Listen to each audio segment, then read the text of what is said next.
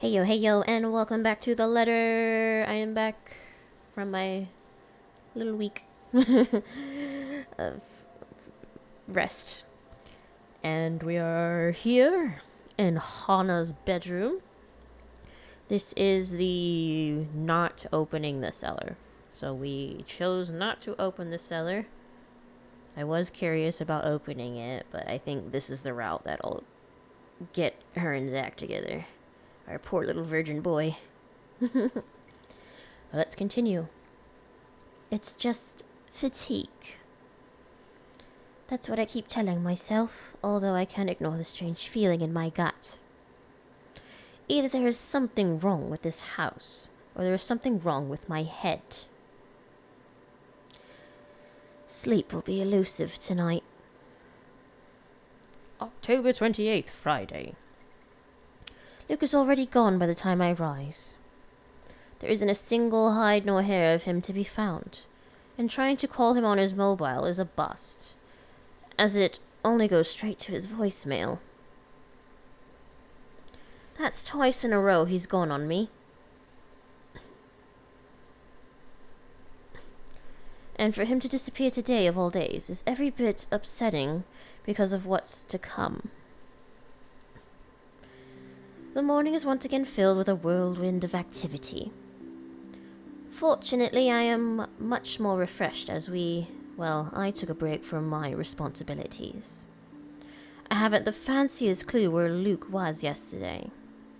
Today is going to be a busy day, although unlike Wednesday, the master of the house isn't here right now, absent once again from his duties.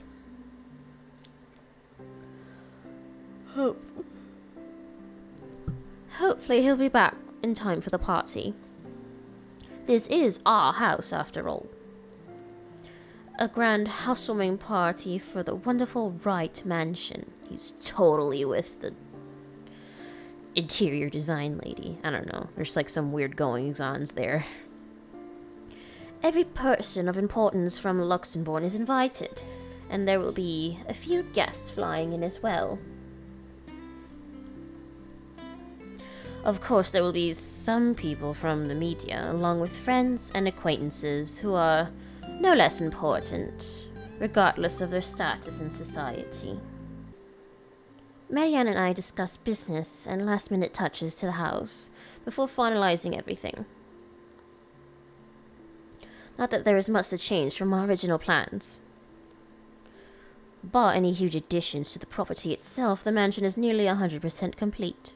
You have certainly exceeded expectations, Marianne. Why is it so loud? Everything looks so marvelous, and in such a short time, too. Well, I can't take all of the credit. People have certainly been enthusiastic about the idea of working on the right mansion.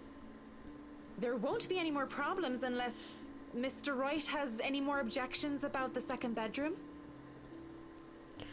Luke and I had a small tiff about making the second bedroom into a child's playroom, which I insisted is completely practical. In the end, he had to acquiesce. I didn't give him any choice in the matter. I even bought this wonderful wooden crib from the antique store yesterday, including some toys. Just in case anyone brings their baby, of course. Besides, we have little need for actual guest rooms. We hardly have guests who spend the night. If we absolutely have to, we choose to foot the bill for their visit on one of our hotels instead. Always at Luke's own insistence. And on the off chance that we actually let someone stay, the bedroom in the opposite wing is still up to the task. Oh, no. We proceed with that room as planned. I already agreed to him having his greenhouse and his vineyard and his stables. He may as well let me have this one thing. Poor girl. No, I did not agree to him having a helipad. All right, then. Well, do we have any other concerns? Anything we need to put on our agenda before the party commences? No, I don't think so. Not unless Luke has anything else to say. Oh, he'll have something to say. Is he around then? It'd be best if we can note down his requests right away, considering the scope of his usual ones. Around? No. Where is he? Who knows where? I don't. No, he's not around. She didn't have to point out the obvious now, did she? After 7 long years, I'd already gotten used to him. I should be by now. Still, not apparently. But don't you have a party? I want nothing more than to complain, to whinge about how unfair this is. However, airing out one's dirty laundry is simply taboo among high society. To do so will make you a ripe target for the next dinner party chit-chat. Vultures, the lot of them really. Or most of them, at least. There's always good ones, like Rochelle Lee. But put your trust in the wrong person, you will find yourself eagerly picked apart. Yes. But Luke's just being a sweetie, you see.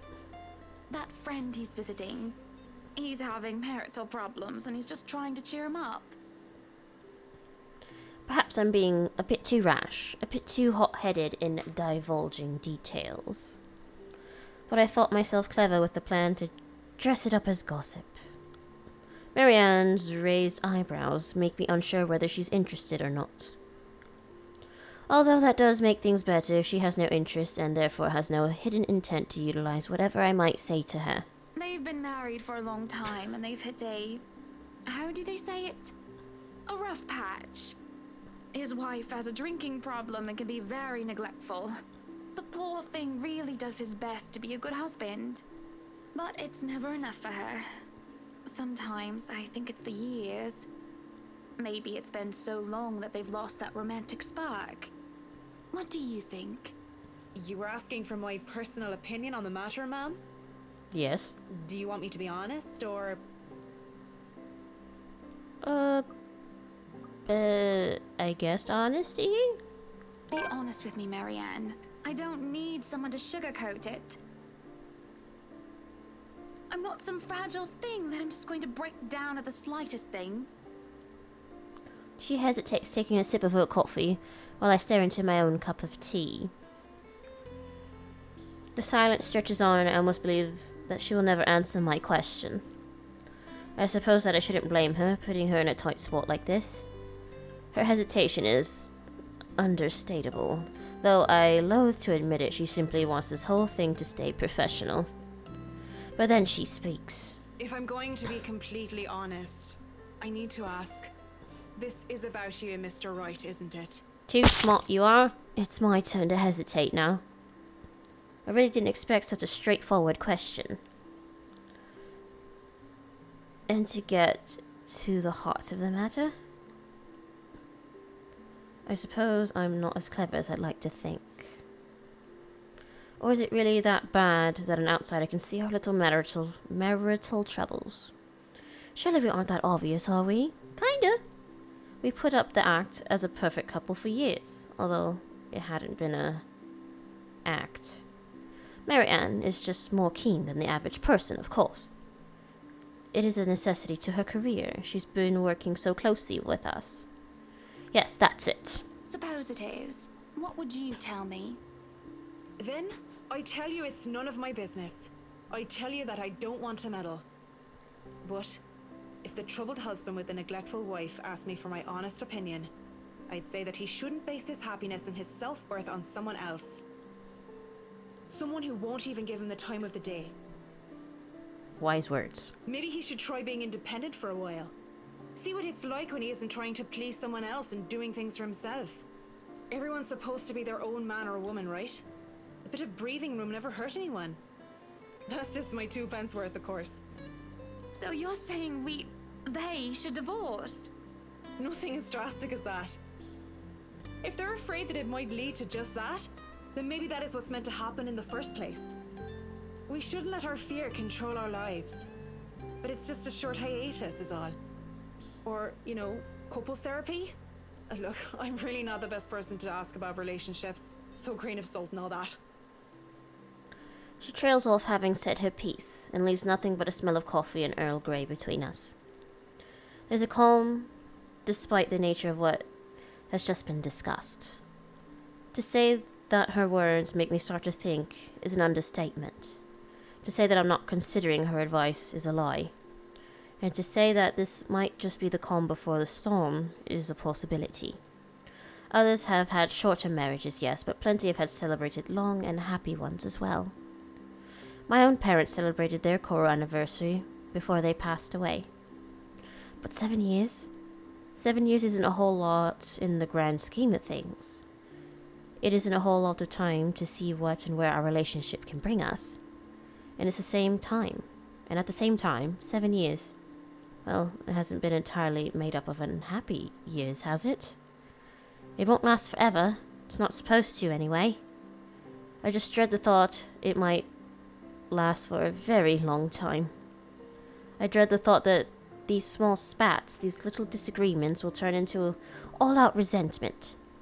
The idea that we will grow to hate each other with every fiber of our being scares me. I can't even pinpoint the exact moment when our blissful union turned sour.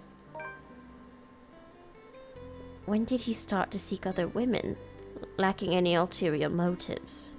When did we start to cooperate only to suit our materialistic greed and attention-seeking ways? Money and success, fame and glamour, are those the only reasons we still stay together? There's a cough before Marianne clears her throat. I must have been quiet for so long, and move to apologize when she stands up. We both end up on our feet, unsure how to proceed. Some sort of odd, awkward shuffle occurs as we decide whether to sit back down or not. I really should handle what's left of the work. You won't be attending the party? Oh, you really must, Marianne. I'll try to stay and chat. Maybe grab a few bites and a drink, but I can't be around for the entirety of the event. My apologies. A bite and a drink. Busy, busy, busy. You must stay a while. I'd love for you to meet some of my friends, and they're ever so excited to meet you. You need to say hello to the Lees, at least. If it wasn't for them, I'd never even heard of you. We'll see. So, if I can be excused? Certainly. You'll have to excuse me as well. I must attend to the party before any early birds arrive. Because, believe me, they will throw a fuss if things aren't ready, even when they're not supposed to be here until an hour later. The scene outside the parlor is a great organized mess. Aside from our own household help, we hired the service of the temp agency, which provides staff for Wright Enterprise in the hospitality sector. Even our very skilled staff can't undertake a party of this size on their own. Waiters, busboys, hostesses, and their staff captains move about in droves carrying crockery and serveware, good for several dozen people, and then some. Chefs and bartenders tail after Johannes, looking like scared little children, as he escorts them through the kitchen into the wine cellar to peruse the stocks, to select what can be served at the party and what can be used for cooking. Schnell! We have a lot to do, and I believe we did not hire snails. Snails are for the dishes. I like Johannes.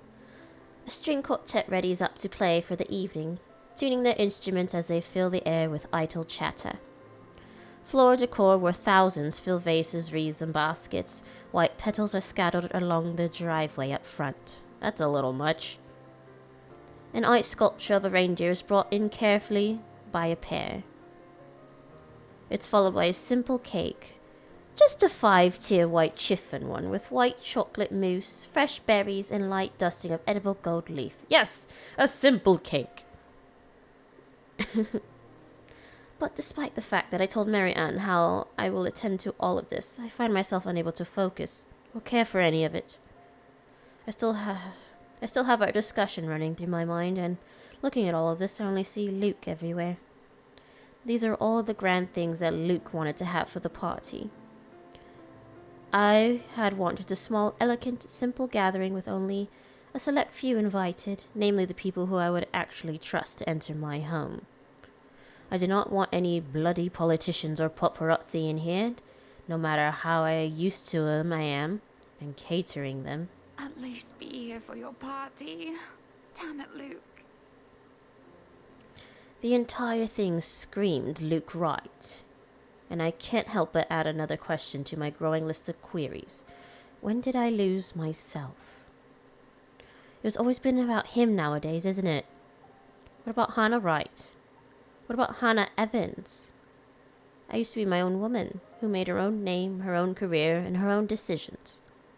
Sure, I was already the social butterfly that I still am today, but it wasn't all empty, shallow gossip and sitting pretty. It was also lauded for my knowledge and talent. Finance manager wasn't just handed to me just because my father owned the company. I had insisted that I start at the bottom so I could work my way to the top and prove myself. And I did. I worked numbers, managed budgets, money, and accounts, analyzing the competition and market trends. There was calculations of financial risk, cost reductions, opportunities, auditors, liaisons, and public relations, supervision of staff, and, well, I generally had a huge slew of responsibilities. Admittedly, I was already quite the attention seeker even back then, having dedicated most of my youth, craving my parents' approval.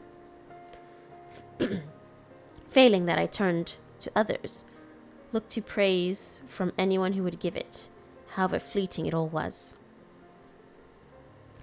And Luke, oh Luke, the way he looked at me, the way he watched me and took a genuine interest. He had me disgustingly obsessed since day one, hasn't he? He saw me for me, Hannah Evans, with both my faults and my achievements. The man didn't treat me like some damsel in distress or some prize to be won. I remember the nights before we were married, where we talked about everything and anything, from being things like business, society, and philosophy to little things such as what we had for breakfast or whatever we liked, cats or dogs more. We both prefer dogs. Nowadays, I'm just Luke Wright's wife. It's mostly my fault, isn't it? They told me that husbands prefer wives who are docile and subordinate. A woman who will always be there for him yet never outshined him in all aspects, except beauty. A wife needs to be at home and attend to his needs, to have children, to take care of them in his absence. They said I have no business working anymore after I was married. I can blame society, but I listened. Before I could fall further into this introspective pit of self-loathing, someone calls for my attention. The guests have arrived, madam. And Luke? Running a bit late, I'm afraid. Late for his own party. That man, I swear. He's probably looking to make a dramatic entrance, knowing him. Open the doors, then. We mustn't tarry. Tarry.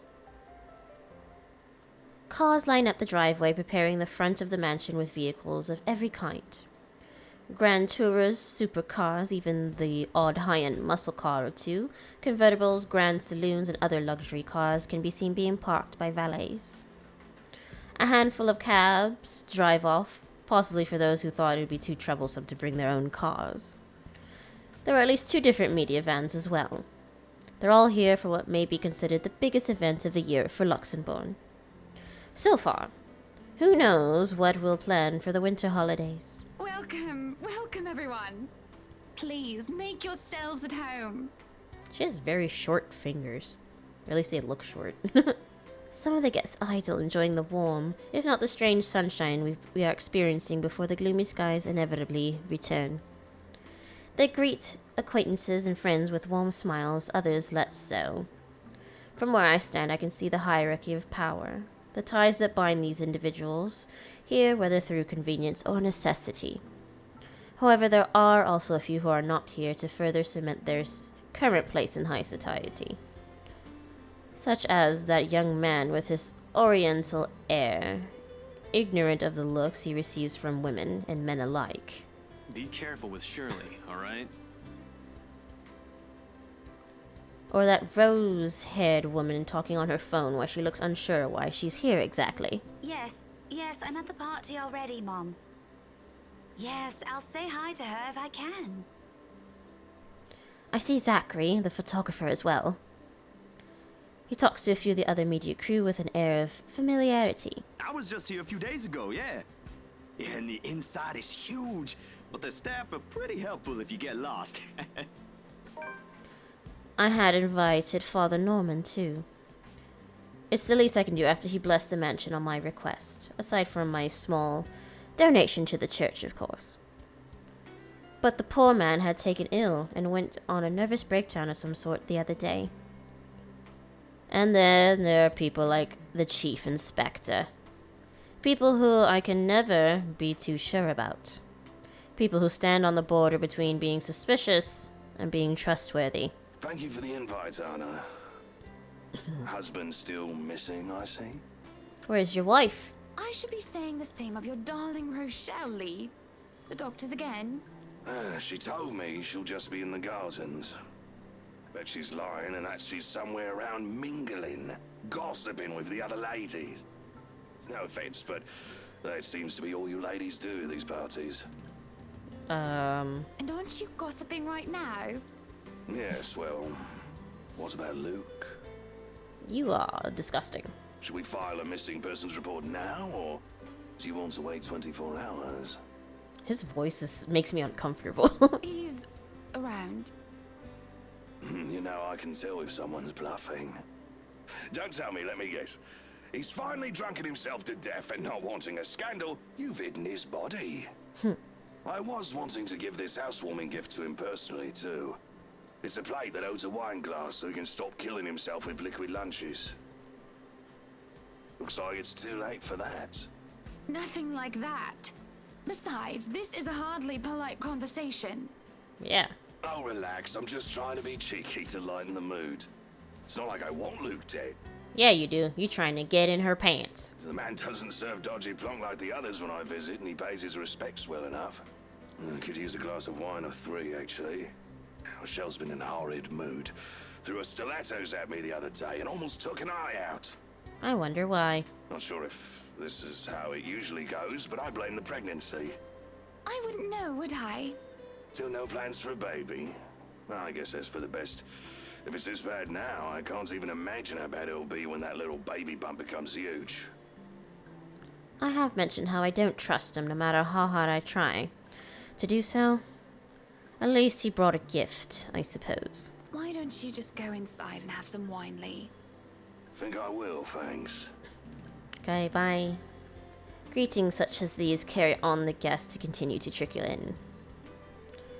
Whether we have short conversations or merely shake hands and nod heads, I make sure to attend and welcome each of them. As the first hour passes by, the rest of the stragglers and I adjourn into the ballroom. Any latecomers will have the attention of the port instead. I have other duties to attend to now. Hosting parties is always the same old song and dance, no matter how big or how small it is. You make sure your guests are well fed, have good company, and have them generally enjoy themselves. So when my opening remarks are done, when the band has started to play and the guests have started eating, I find myself wandering around aimlessly until I am pulled aside. For a while I stay with a small group and entertain them before excusing myself. And when they're not anymore watching me, I end up watching them. When they don't listen, I do. A local banker is having trouble with his daughter. He wishes to marry her off, but she wants nothing more than to make music. One of our hotel managers worries about the stolen belongings of one of his patrons. A failing security which should be brought up to higher authorities soon. Our mayor, well, his cat died. Then there's that rose-haired woman once again. It's hard not to notice her with her distinctive locks. She also lacks the grace that the other ladies have, though that does not make her any less beautiful. Her stance and her air exudes instead are strong, and they make her stand out, despite her casual attire. Many men have already given her their attention, though each invitation to dance has been turned down. I approach, intrigued, although it is no great mystery what occupies her own attention. With the glances she keeps sending towards the boy with the oriental hair. She remains unaware, though. even as I stand beside her, pretending that I am there for a drink.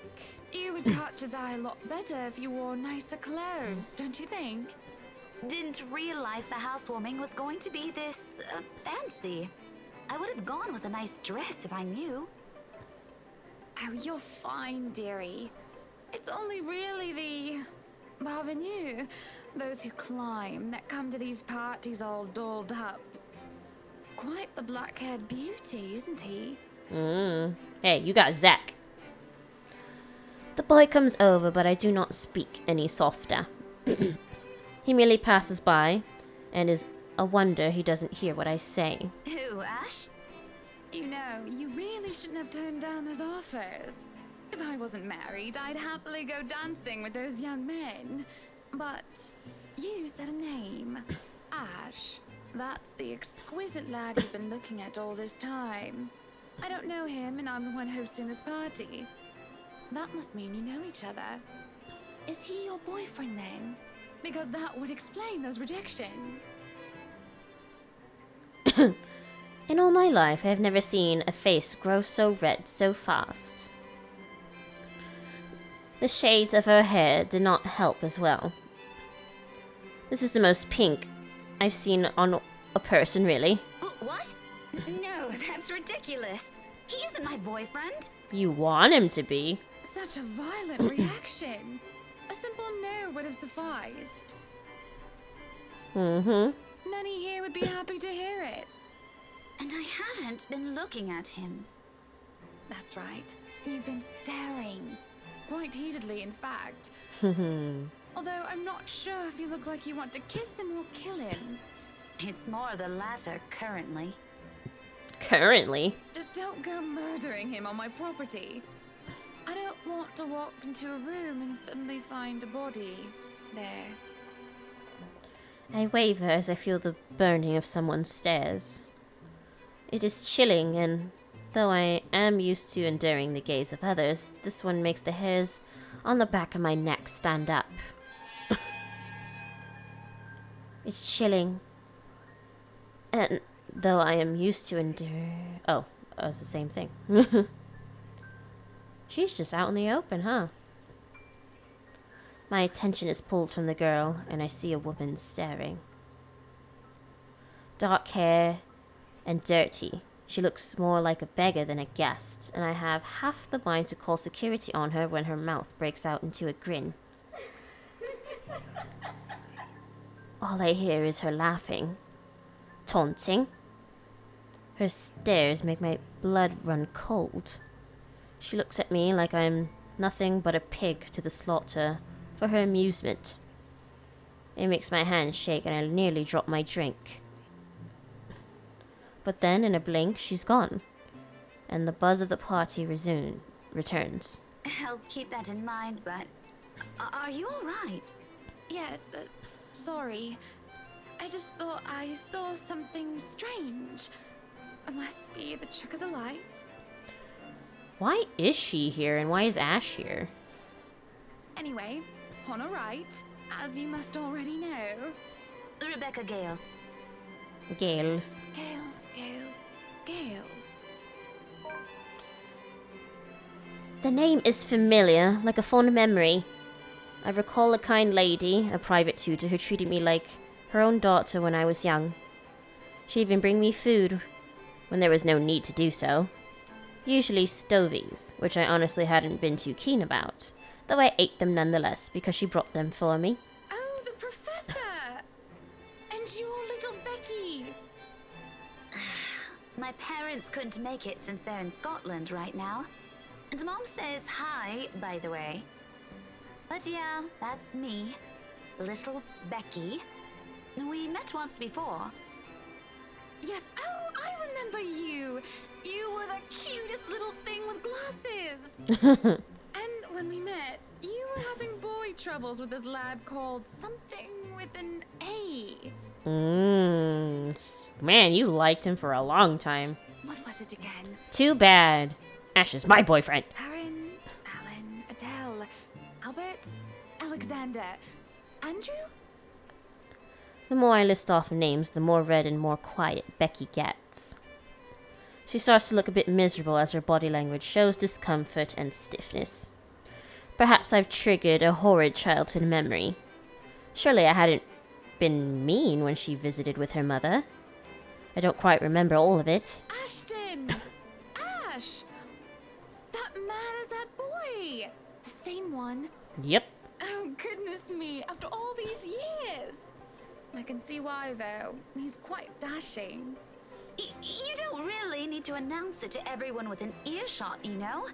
Keep it down. Haha. I'm so sorry, but it really is cute.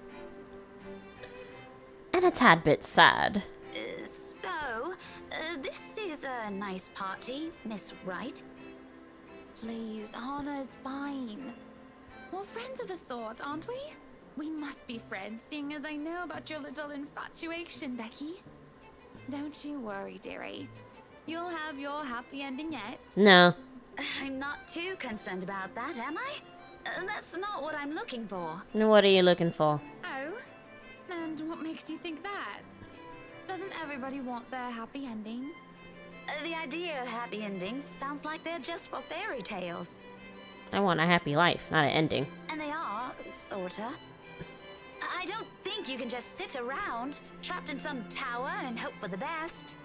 If you love them, you have to fight for it, right? Are you fighting for it? No, because I've already made my moves. You're not just going to sit there and hope that everything will just fix itself on its own. Like everything, you have to work at it. But what do I know? There's a grimace, although she starts to relax around my presence. How long has it been since we met as children? Certainly a long time. She was tiny back then, if I recall correctly. I'm sure the daughter of the two greatest professors I've ever known is smart enough to know what she's talking about. But have you told him how you feel? And it's been what? 20 years? Dang. 17, actually. But no, not yet. He can be a bit dense. Just a bit. I was hoping that maybe he'd notice on his own and... You know, just hope things solve itself. Well, that won't do. What if you two become husband and wife? He's not to be dense when he's sworn himself to another person. Why, you might just as well consider leaving before the day's even begun. If that happens, I'll have to give him a good ear bashing, won't I? Whoever anyone ends up with, it's not going to be a perfect relationship anyway. There's going to be things you'll love and things you'll hate about the other person. We're just humans. It's funny. Here I am, trying to give you advice when you did the very same thing back then. I remember you giving me a makeover when we were still kids. And you were the first I told anyone about my... crush. If it's been 17 years, I think it's more of an obsession. I do remember now that she mentions it. I did give her that yellow summer dress, or the pink blouse and petticoat. She must have kept some of what I said in mind. It feels ridiculous remembering all of... It feels ridiculous... I can't say this word. It feels ridiculous remembering all of that years later, talking about boys and how they go crazy for pretty girls, as if some gospel every woman should adhere to. It was so easy to say such things then, with me not knowing any better. Though, looking at her now, she must have kept some of what I said in mind. Perhaps I did say something good at the time. Enough for her to take it to heart. But all that didn't matter in the moment as I mull over what she just said in my head. What Becky told me is very different from what Marianne told me. There is no time to ponder over that, however, as a hush descends upon the once lively crowd. And we will figure out what the hush is caused by next time, because I am out of time. Hopefully we get some more ghosty interactions. It's been a lot of talking. Even though it is a visual novel, and talking is expected.